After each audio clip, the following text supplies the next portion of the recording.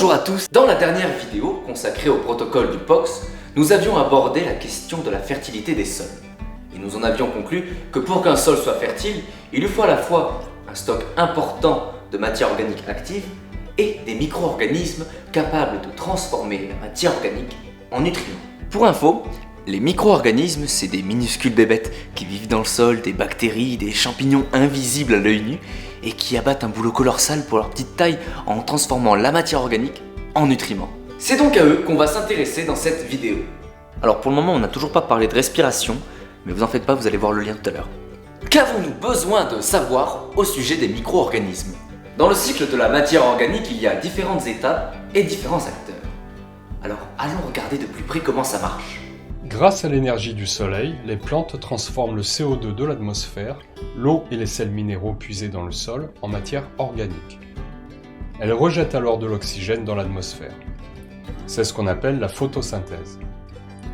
Les feuilles, fruits, tiges et branches tombées au sol, mélangées aux excréments et aux animaux morts, forment une litière à la surface du sol. Cette litière sera fragmentée, dégradée, incorporée dans le sol grâce à une faune spécialisée, mais aussi grâce aux intempéries. La litière est ainsi transformée en matière organique du sol. Cette matière organique passera maintes fois dans l'intestin des vers de terre, des colamboles, des protoures et autres acariens. Une partie d'entre elles, la plus dégradée, sera réduite en sels minéraux par certaines bactéries. C'est le phénomène de minéralisation. Les micro-organismes et la faune du sol consomment de l'oxygène et émettent du CO2 dans l'atmosphère. Hop là, temps mort. C'est ce point qui va nous intéresser. Tout ce processus, c'est ce que l'on appelle la respiration microbienne. Il faut comprendre que le travail des bactéries présentes dans le sol, c'est de casser les molécules organiques en fragments de plus en plus petits, jusqu'à produire les fameux sels minéraux, qu'on appelle aussi nutriments, nécessaires pour les plantes. Et plus elles travaillent, ces bactéries, plus elles respirent, plus elles dégagent du CO2.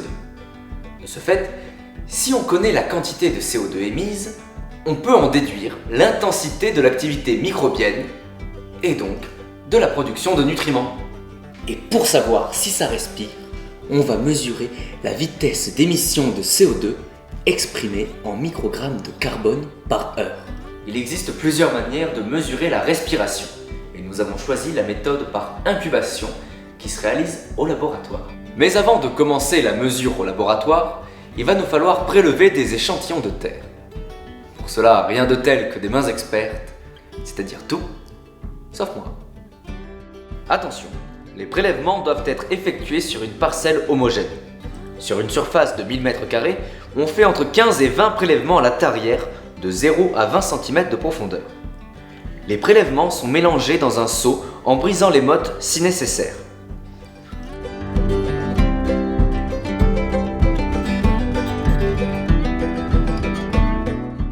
Ensuite, on tamise le tout avec un tamis de 2 mm et on récupère environ 250 g de terre. Et merci. Alors, y a-t-il du monde qui bosse là-dedans? Pour le savoir, rien de tel qu'une expérience. Et ça, c'est pas trop mon domaine. Donc vaut mieux pas que je m'y colle. Heureusement que c'est pas toi qui t'y colle.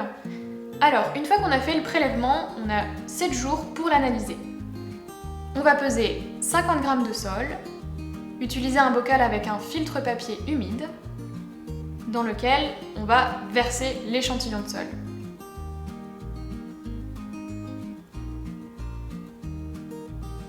Ensuite, on va avoir besoin d'une pipette graduée qui va nous servir à prélever la soude qui, elle, va réagir avec le CO2.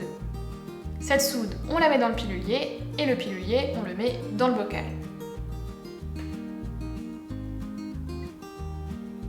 Maintenant, on va fermer le bocal hermétiquement, ce qui va permettre en fait à la soude présente dans le pilulier de réagir totalement avec le CO2 qui va être émis par les micro-organismes de l'échantillon de sol.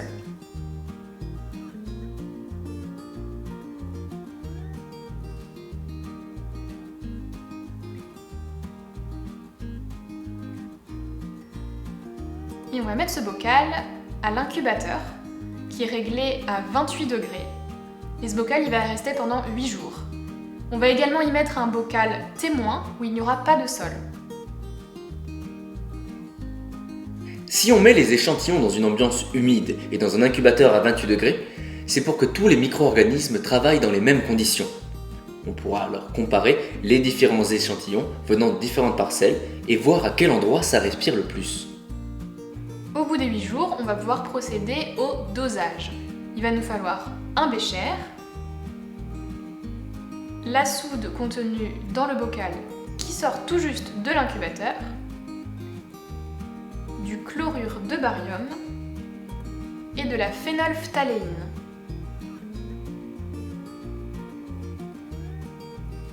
Dans le bécher, on a mis de la solution de soude et du chlorure de barium qui va venir révéler la réaction qu'il y a eu entre la soude et le CO2 produit par les micro-organismes. Ici, on ajoute un petit agitateur qui va permettre d'homogénéiser la solution.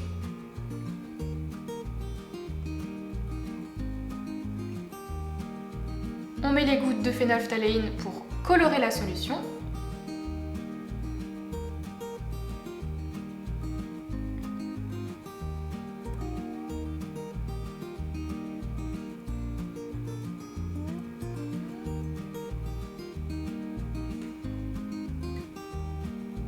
Alors, ce boîtier, il est magnétique et il va en fait permettre au petit agitateur de tourner et d'homogénéiser la solution.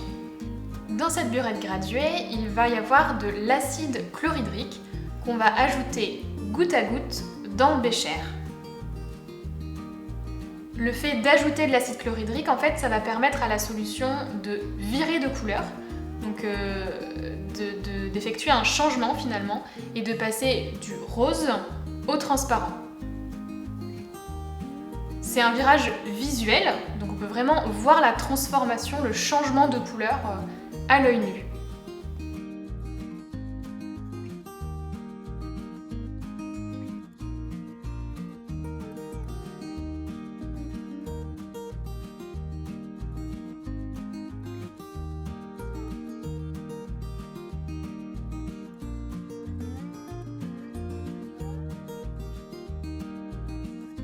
Dès que le virage se fait, on ferme la burette pour qu'il n'y ait pas d'autres gouttes d'acide chlorhydrique qui rencontrent la solution.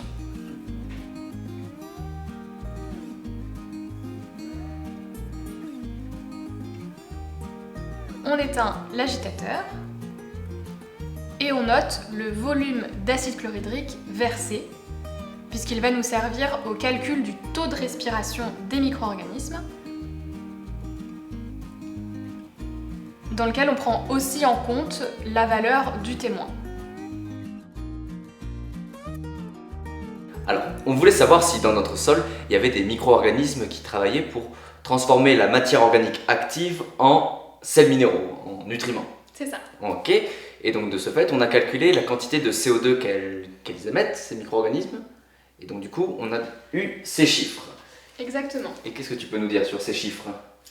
Alors en fait, on a fait une dizaine d'analyses et ici, je vous ai mis 2 exemples. D'accord. Ce qu'on peut voir, c'est que les micro-organismes du premier échantillon ont respiré davantage puisqu'ils ont émis 469 microgrammes de carbone par heure d'incubation par gramme de sol. Ok, tes souhaits. Alors que dans le deuxième échantillon, ils ont émis que 172. Donc si je comprends bien, dans le premier échantillon, en fait, ils ont beaucoup plus respiré que dans le second. C'est ça.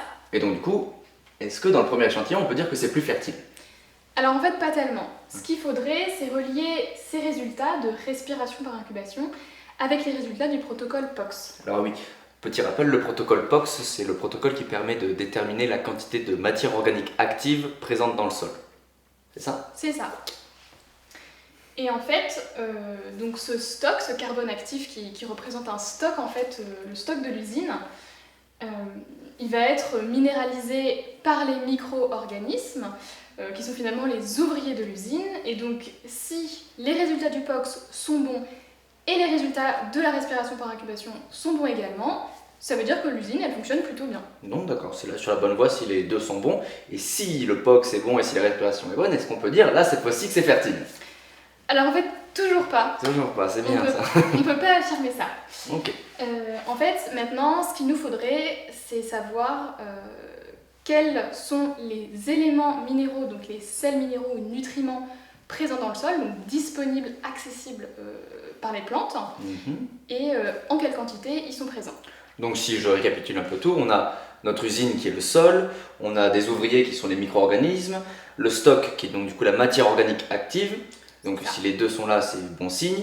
Il reste à savoir si du coup les nutriments qui vont être produits, s'ils sont accessibles aux plantes. Exactement. D'accord. Eh ben, il n'y a plus qu'à.